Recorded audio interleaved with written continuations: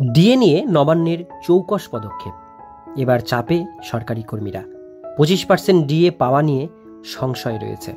আজকে ভিডিওটির মধ্যে দিয়ে এই ডিটেলস বিষয়গুলো আপনাদের জানানোর চেষ্টা করব। ভিডিওটির সঙ্গে থাকুন, ভালো লাগলে লাইক করুন, চ্যানেলে প্রথমবার হলে সাবস্ক্রাইব করে পাশের বেল আইকনটিকে অবশ্যই বাজিয়ে রাখুন। তো চলুন ভিডিওটিকে শুরু করা যাক। দীর্ঘ আইনি লড়াইয়ের পর পশ্চিমবঙ্গ রাজ্য সরকারি কর্মীরা মহার্ঘ ভাতা মামলায় সুপ্রিম কোর্টের নির্দেশে আপাতত 25% বকেয়া ডিএ পাওয়ার অধিকার পেয়েছে।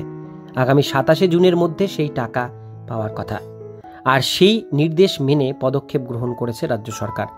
তবে তার মধ্যে আইনি কৌশল মেনেই এই নির্দেশের মডিফিকেশন দাবি করেছে, যার ফলে এই আবেদন গৃহীত হলে আবারও পিছিয়ে যেতে পারে এই 25% বকেয়া ডিএ পাওয়া।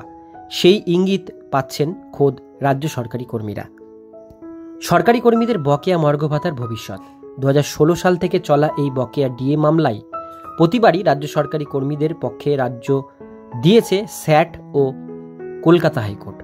তবে কর্মীদের অভিযোগ, আদালতের রায় ঘোষণার পর আইনি কৌশল অবলম্বন করে বারবার মামলার রায় বিবেচনা, পুনর্বিবেচনা প্রভৃতি আবেদন করেছে, আর বারবার শুনানির দিন পিছিয়েছে। কখনো সরকারি আইনজীবী অন্য মামলায় ব্যস্ত, কখনো বা আদালতের দীর্ঘ ছুটি, মহামান্য বিচারপতির বেঞ্চ পরিবর্তন, কখনো পেছনের সারিতে মামলা থাকায় শুনানি হয়নি প্রভৃতি কারণে শুনানির দিন পিছিয়েছে। মোটা কথা 2016 সাল থেকে 2025 সালের এই দীর্ঘ সময় লেগেছে বকেয়া ডিএ কর্মীদের আইনি অধিকার, এবং রাজ্য সরকারকে তা দিতে হবে এই কথা প্রমাণ করতে।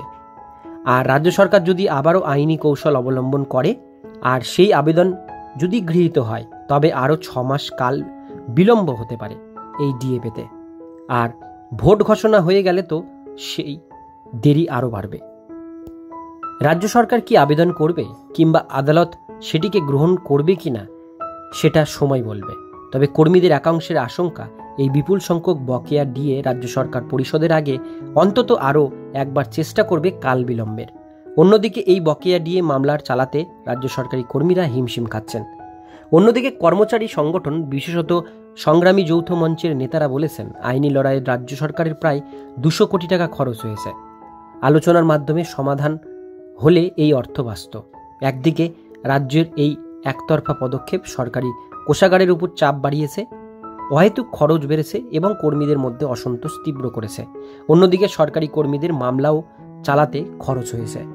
বকেয়া ডিএ পরিশোধের প্রস্তাব, শীর্ষ আদালতের নির্দেশের পরেও এখনও ডিএ পরিশোধ না করায় সরকারি কর্মীরা ক্ষুব্ধ। তারা সময় মতো টাকা না পেলে বৃহৎ আন্দোলনের হুঁশিয়ারি দিয়েছে। বিভিন্ন কর্মী সংগঠন বাস্তবসম্মত প্রস্তাব দিয়েছিল। এই বকেয়া টাকা কর্মরতদের প্রভিডেন্ট ফান্ডে জমা এবং অবসরপ্রাপ্তদের জন্য পেনশনের সঙ্গে 12 কিস্তিতে বকেয়া পরিশোধ। কিন্তু রাজ্য সরকার আলোচনার পরিবর্তে সুপ্রিম কোর্টে রায়ের ব্যাখ্যা চেয়ে সমস্ত নষ্ট করেছে, যা কর্মীদের ক্ষোভ আরও বাড়িয়েছে। কর্মীদের একাংশের প্রশ্ন, আজ হোক আর কাল এই বকেয়া রাজ্যকে দিতেই হবে।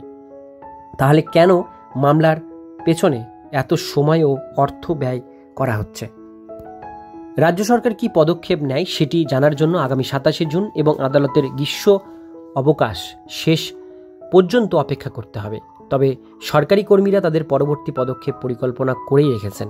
সময় মতো বকেয়া ডিএ না পেলে বৃহৎ আন্দোলনের হুঁশিয়ারি দিয়েছে সরকারি কর্মীদের একাংশ। এবার এটা দেখার, বকেয়া 25% মহার্ঘ ভাতা কবে মিলবে। পরবর্তী আপডেটের জন্য আমাদের চ্যানেলটিকে সাবস্ক্রাইব করে পাশের বেল আইকনটিকে অবশ্যই বাজিয়ে রাখুন।